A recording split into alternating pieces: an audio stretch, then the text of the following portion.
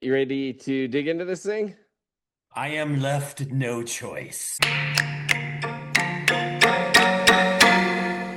Welcome to this episode of the Prestige-ish Media Podcast. I'm your host, Craig Lake, and with me is someone not known to dine on rats, Dan McNair. Dan, how are you this evening? It is odd to be here with you. How are your storehouses? Are they plentiful? No, they're starting to. I share with the people is what I do. I'm I've not heard one of I, these muckety mucks with full storehouses while the people starve. you just pass it around, as I've heard, to the free folk. And I've Uh, heard you just take it. Remember the Alamo. We are talking about House of the Dragon, Season 3, Episode 3, Rhaenyra Triumphant. That is the official title. Initial thoughts and a rating from you.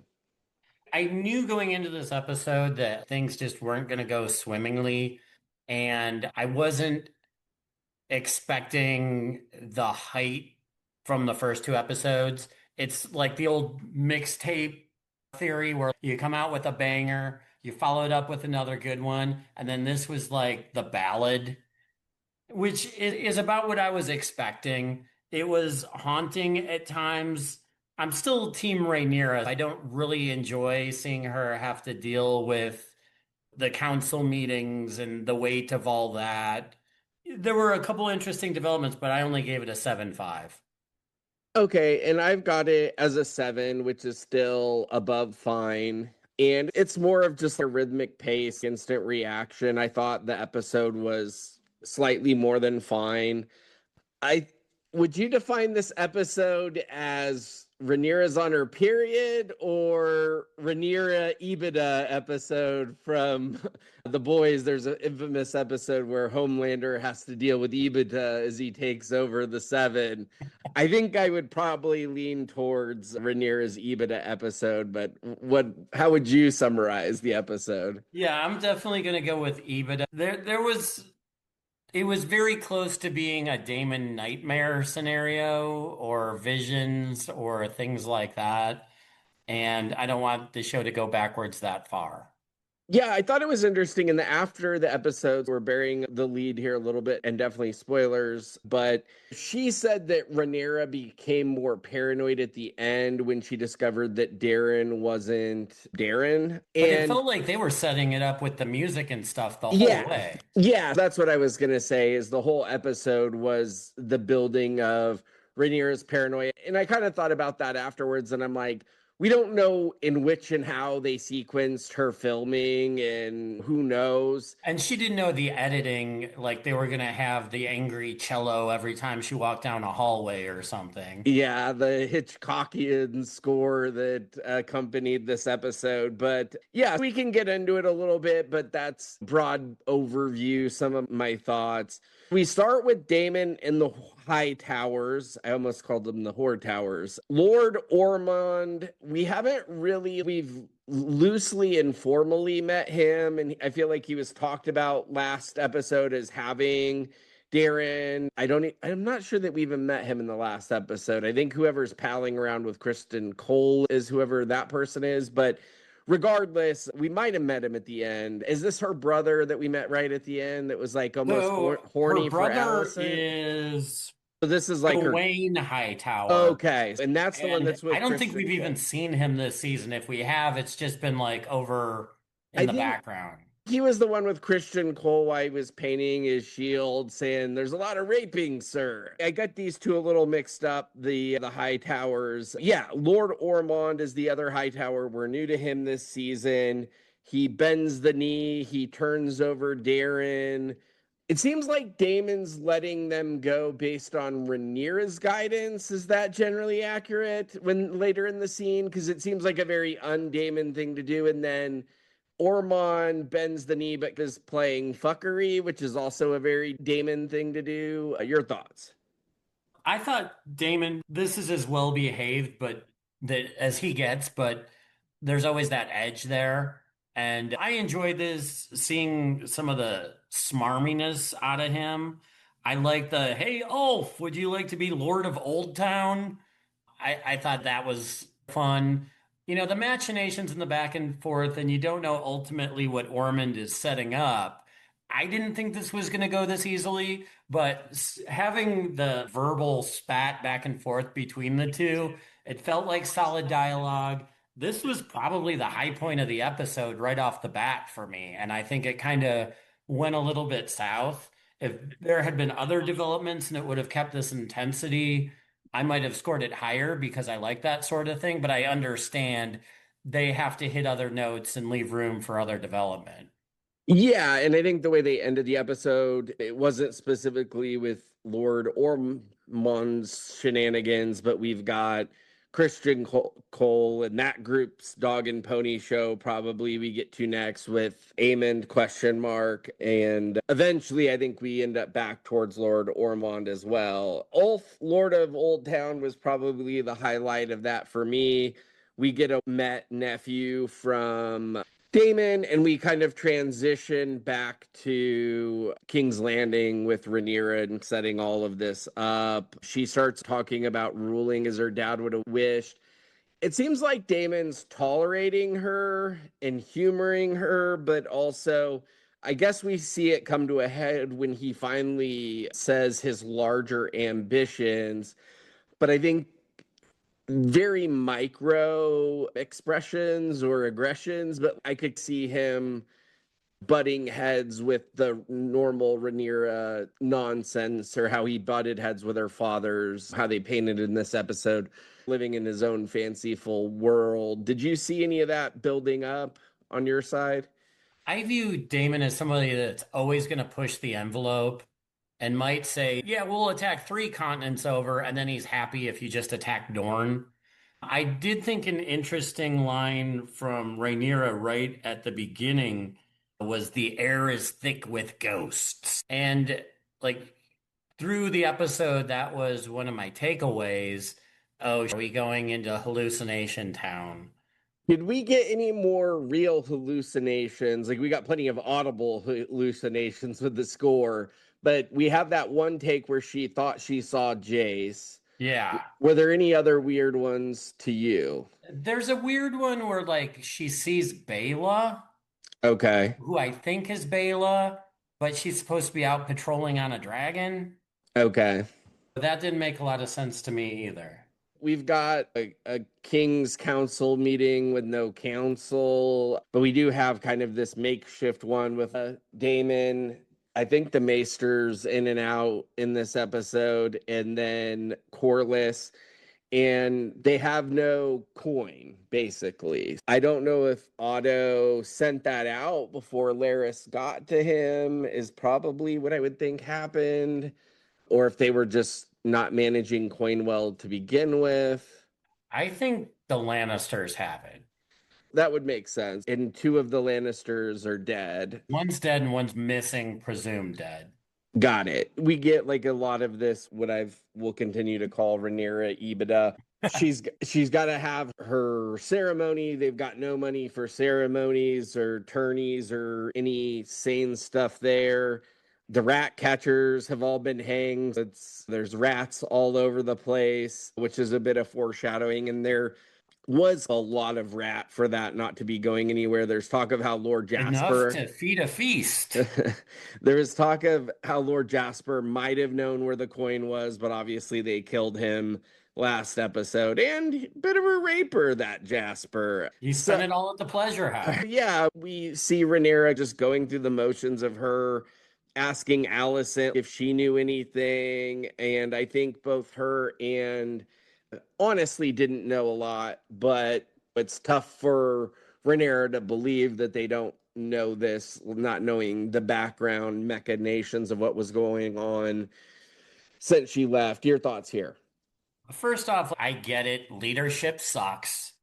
And this was an episode where they hit you over the head with it. Just one problem after another. And there's even audio tracks of people talking over other problems. And I think Rhaenyra is actually handling it pretty well for the most part. There is a point where she grills Daeron and tries to get some answers out of him. And this kid just won't shut up, doing the silent treatment. But I did think when you're talking about the Helena Alicent scene, I love Helena's tism where she says, "Did it make you feel better?" And in a Game of Thrones way, it would be like a dig. But she's Yeah. like, "Killing Otto for Jace, aren't you all good now?" And it's a very innocent mathematic equation with no feeling in it. I enjoyed that delivery.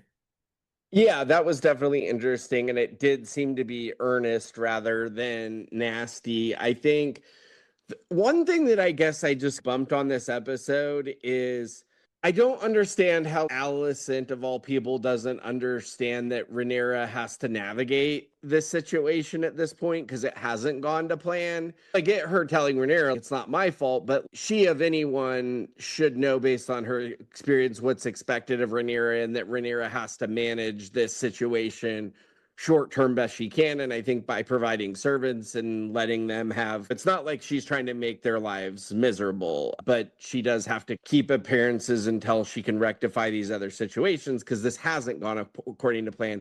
Same thing with Lord Corlys. I get that there's certain things that he wants now for the first time in his life after 50 years, but he's got to have it in 2 minutes. Oh, But I like, totally agree with you on that with Corliss way more than Allison. yeah, I feel it's more fair with Allison, but I guess those are the two. Do you want to chime in on both there?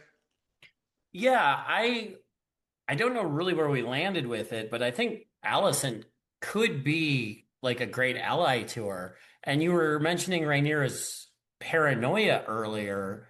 I definitely felt it here when she's grilling Allison. She's, "What do you know about Aemon's plans? Where's Aegon? Where's the gold?" She's asking her all these things, understandably, but also that Allison doesn't know any of these things. And she's like, "Hey, I sent Aemond away. I opened up the city gates. I can't really do what I can't give you answers that I don't know, but I did do what you expected of me."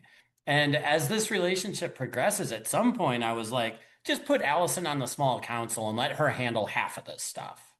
Yeah, I know there's no real clean way to do it because sons are gonna die, I assume. Is this Game of Thrones Sons of Anarchy? But yeah, I was thinking her as the hand of the king might be, or the hand of the queen, I guess, might make some sense. But we definitely don't get there, and I think it's a tough road to go. I think she could be this background advisor, but I think to be a forward fronting face with her family's history and the fact that her family's still going to be compromised, the loyalties would be tough both ways going forward, Well, unfortunately. I can see that definitely in the optics, which Rhaenyra is very tuned into. Hey, these are the rumors. I can't go that way. But also at the same time, political alliances, a lot in this show are like, oh, two families are fighting. We'll marry their kids and then everything's going to be fine. Or we'll do this connection to show the realm a unification. And I could still see it as a possibility, but the whole point of the show is they were friends and now they're enemies. Is Viserys the heir or the third, or who's the little one they got to get from the Vale? Okay, that's Joffrey. Oh, Joffrey. Okay, And gotcha. she says he's in the Vale, but they sent him on a ship to Pentos or They pro- Bravos. they probably don't know that, That's what I'm guessing. and I'm thinking maybe she did that because she didn't get what she wanted out of the deal, the Veil lady. I'm guessing maybe she did that. I was gonna say, get Joffrey, marry him to Helena, call it a day. Let's get this Joffrey who's five. let's get this incest pedophile marriage going and move on with our way, join the kingdoms. It seems to always be the solution. We get this kind of exchange with the royal sept. I traditionally do not like the royal sept. Obviously, You mean in real life or just in the Game of Thrones universe? in the Game of Thrones universe Okay. specifically, and It's funny you mention that because I'm watching season 5 in my rewatch right now, and it's all the High Sparrow and locking up Marjorie and the shame walk of atonement. and So she there's parallels. and she's the lady from Ted Lasso of all things. Put Yeah. put that together. But yeah, the royal sept basically is saying they won't give her an official coronation because they haven't seen Aegon's remains. Mini theory corner, but the whole time I thought that Daeron was going to get burned and presented as Aemond and or Oh. Aegon, and now that he is even a fake Targaryen, even more, I would think. But that's kind of what I was waiting for the whole episode, was for that little boy to be burned and presented as evidence. We don't get it this episode, but that would Oh, be my expectation. Ramsay Bolton, you magnificent bastard. The thing that stood out to me about the High Septon or whatever was the dude's dragon hater, dragon racist. He's calling them like lusty dragons, and he's like really got a lot of hate for the whole thing, which Rhaenyra rightfully pushes back on. Like visibly, she's got a reaction like, "Whoa, dude." And I didn't know, like, obviously we get the paranoia, but how much are we headed towards a Rhaenyra Mad Queen situation? Maybe not full Mad Queen, but we know that Targaryens have these deficiencies, possibly due to the incest, that build. And as I'm seeing the Sept say this, it's like she's going to burn them all to the ground if he doesn't right his tongue a little bit.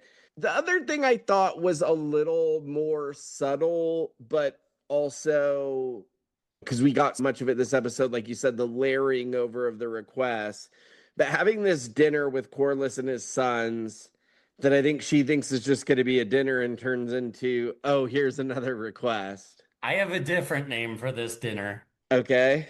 It's the Corliss coming out as Nick Cannon dinner. Okay, fair enough, fair enough. The buffet of the bastards, if you will. But yeah, I obviously he's asking her to legitimize Alan, and it's something she later says she can't do. It's pretty apparent right away. A, she wasn't aware, and B, she's not really quite sure how to navigate it in the moment, or definitely doesn't want to do what's being asked. You mentioned it a little bit. Where is Corliss being fair and where is she being fair here? He, in the later scene, presented his argument pretty well in the moment, but upon reflection, he hasn't done for these kids all his life, and he's just trying to make good now that he doesn't have to embarrass his late wife. And in lieu of that, it feels hollow, and I tend to take Rhaenyra's side that, like, I understand that the name is the most important thing, but this is Corliss's, not Rhaenyra's. And she's concerned with the optics. There is part of me that's leaders are just going to do what they want and people are going to figure it out and whisper no matter what. But it seems like she's had her transgressions as well. But still, I think that this is a little heavy-handed for Corliss to go all on a coup or become an enemy for. Yeah, I think his argument made sense. And then if I were to take it a step further, we saw when they were figuring out the marryings of the sons and the daughters earlier. I don't know if it was late season one or early season two, but the most important thing to him has been continuing his name and not even necessarily caring about the blood succession almost of it. It's almost was like an obsession to him that I think him and Renice kind of quabbled over. And that part kind of makes sense that he would be bothered. But for him to go full bastard name calling in the hallways, the last time we saw that, I'm pretty sure we saw throats cut. I think it was maybe Damon who did the cutting, but it didn't go well the last time this happened. Oh, yeah, that happened. And there was also the Kristen Cole, Harlan Strong in the courtyard type thing where Kristen Cole didn't get his throat cut, but Sir Harlan Strong beat the crap out of him. Yeah, doesn't seem to be trending well there. Once again, I can understand Corliss's position, but maybe a little bit more patience would be prudent. We get Well, the then whole let me ask you this. If Rhaenyra was a king, would he speak to a king that way? he might, who knows? He's pretty hot-blooded. I'm not gonna sex code it. That's just one of the themes that they go with here. It's just something that I wonder about. Certainly, we're headed for Rhaenyra Shark Week. She's preparing to make this big presentation and she starts bleeding out, and they got to fetch the cloths. And I think this is when she starts hearing all the individual petitions. We get this Bernie Sanders version of Rhaenyra where they're going to take from the rich and give to the poor. and that seems to be with Mysarius. Others would call it Robin Hood, but you go with Bernie Sanders. Yeah, similar concepts and both very able-bodied men. But yeah, we get all these petitions. We see the knighting of Ulf the White, Hugh the Hammer, and Valentine. Adam of Hull. Thank you for your coverage of Dark Side of the Ring. Yeah, I don't know if Greg the Hammer will show up. Who's to say? Ulf the Hammer could show up. Ulf the White, Dan. Oh, Hugh the Hammer. Was this a dig? Was this a dig at Adam right in front of him? Was this Ulf being racist, or where did this come from? All of the above. I think Ulf has already died and come back as Ulf the Gray. Yeah. I thought it was funny where they ask Ulf about his fashion and he's Targaryen, Your Grace. And she's like, oh, hell no. Yeah, and I didn't know where that was going. I didn't understand the way they phrased it. And I thought they just meant the colors of their clothes or something, not Yeah, like, like let's make you a new cloak or something. Yeah, but still pretty funny. Having a full understanding of what's going on there, that Targaryen line is definitely funnier a second pass through. It seems like Hugh the Hammer may be the gem of this bunch. Adam also not knocking him at all. Obviously, the class up. Yeah, but he is the most funny. But if you wanted one person to defend your honor, I'm probably going with Hugh the Hammer, I think. Any thoughts? They described in the post episode it being like a hasting. And if we remember Night of the Seven Kingdoms, it seemed like they skipped a few lines and just kind of like yada yada their way through. Fine, you're married. Yeah. Yeah. Anything else from you there? I kind of like the way Daemon screws with Ulf. When he's doing the knighting, he's putting the sword really close, and Ulf's, this dude gonna cut my head off? And to the other two, he's just, okay, that's all good. Yeah, there definitely seems to be some Ulf tension going on. To the point of what you brought up earlier with Alicent, I guess the way that advisory session comes in is she's actually, I think, almost the last petitioner of the day. And it is for Otto to be returned to the Hightowers' body to be with her mom, which she approves. And then she kind of asks her about her experience with all this. And some of this was in the pre-episode, but it's you may not remain yourself. You'll do things that your heart would have recoiled from.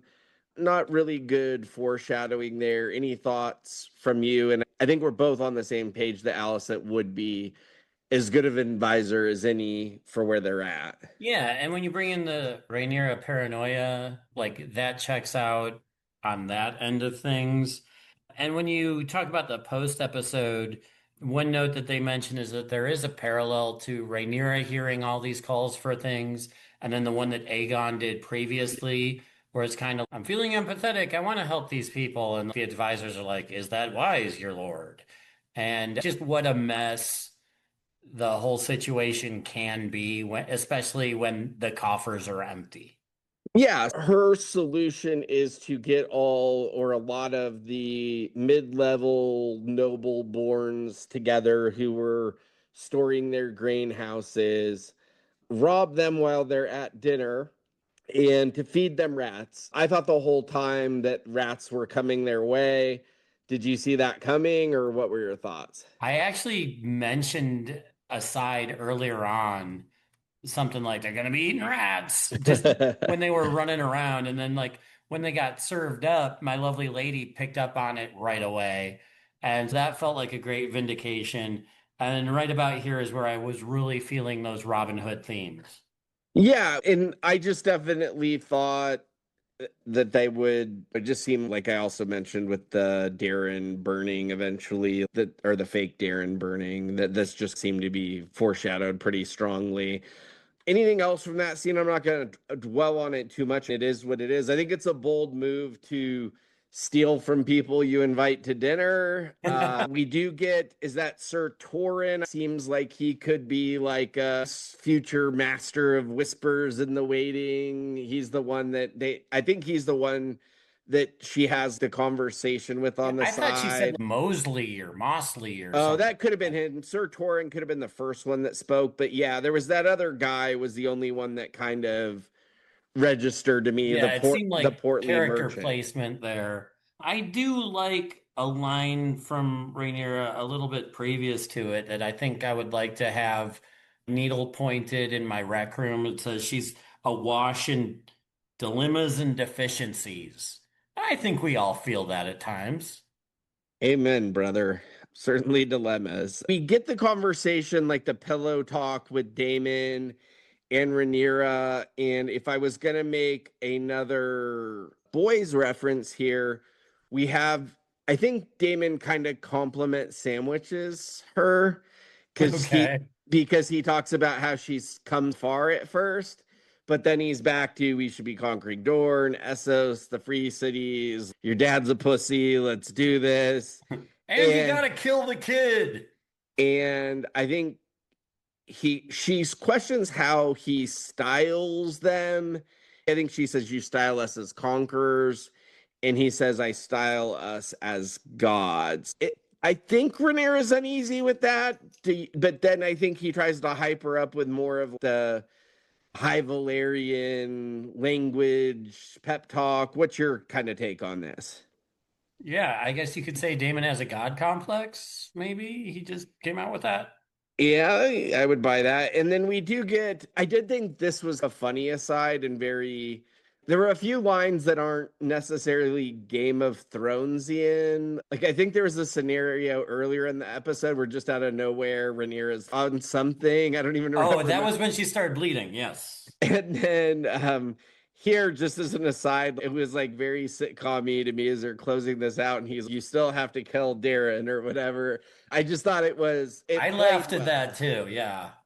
She has to travel. She looks like she's feeding all of the lower tier people the stolen goods of the noble born. We get that whole conversation with Corlys that doesn't go well. And then she ultimately decides what she thinks is a noble decision by sending Daeron to the wall. Alicent kind of screws herself here because she says she wants to see him before he's sent to the wall, that she doesn't see him as, or she's not necessarily grateful, it doesn't seem. And it leads to this ultimate situation where they're all brought together and we find out that Daeron is a dupe or a fake or a doppelganger, insert your own word here. But what was your take on all of this and any other thoughts on where it's going? I enjoyed this and it felt like something I should have seen coming. But the way that Rhaenyra figures it out in real time with the audience, I thought was really well played and really well delivered. Obviously, Allison's expressions and something's off, and I think the music triggered some of it too. And it's very clever. And it would explain why this kid wasn't talking and all of those sorts of things. And there is a feeling like I'm trying through this whole season. You got a bunch of dragons on this team, you got very few on that team. Like, how does it balance out? Normally, there needs to be some equality between two sides. And you walk away, Ormond's really becoming a mastermind villain.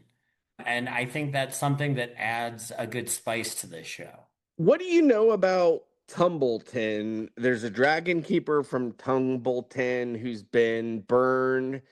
Seems like maybe they kidnapped a dragon. Is that what we think happened at Sir Ormond?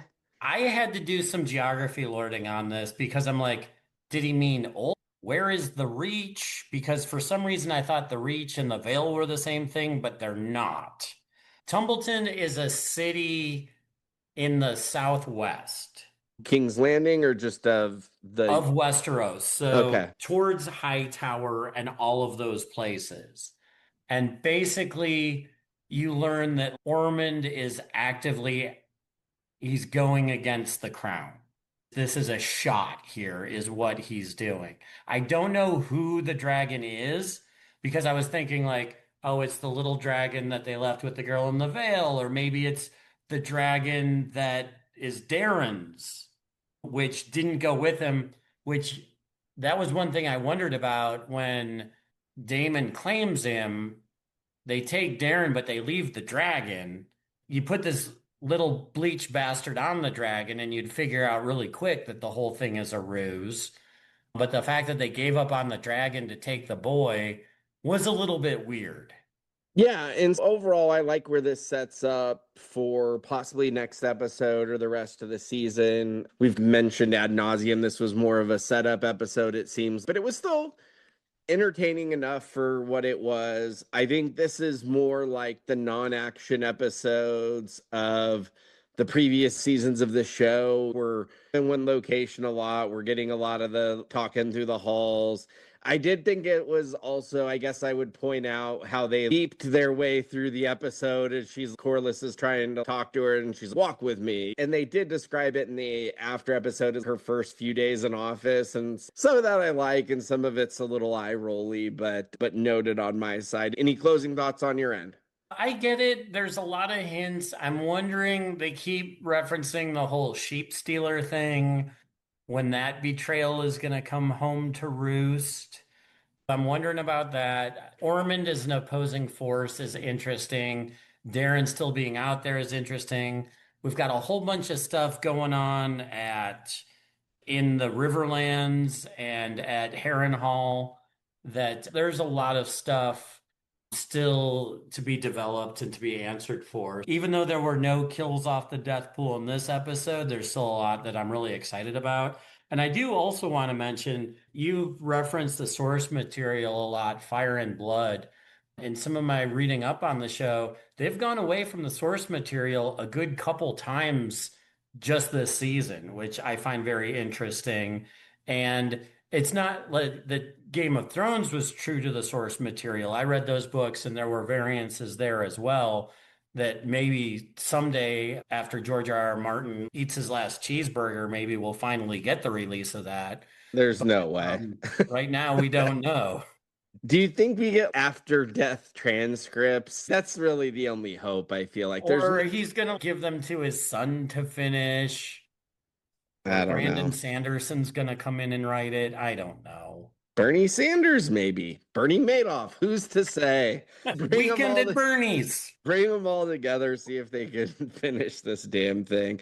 Yeah, I look forward to talking more about it. And yeah, we'll see you next week. Can't wait.